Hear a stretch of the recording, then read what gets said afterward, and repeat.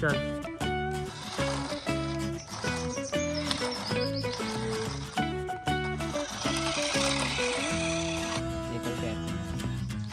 पैर घुमा कर ले।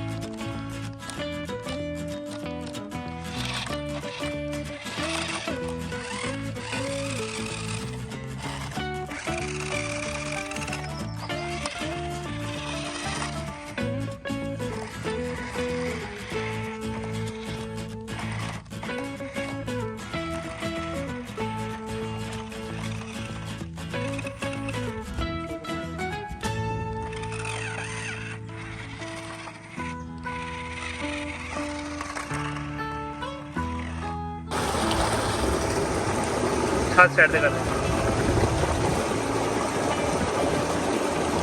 चल घुमा घुमा दे तो फाड़ के। हाँ घुमा दे।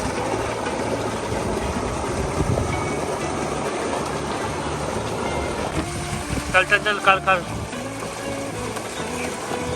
खिंच ला खिंच ला। हाँ बस डब्बा गाह नूं तक दे जोर ला ना।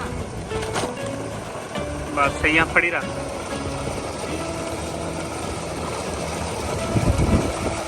चल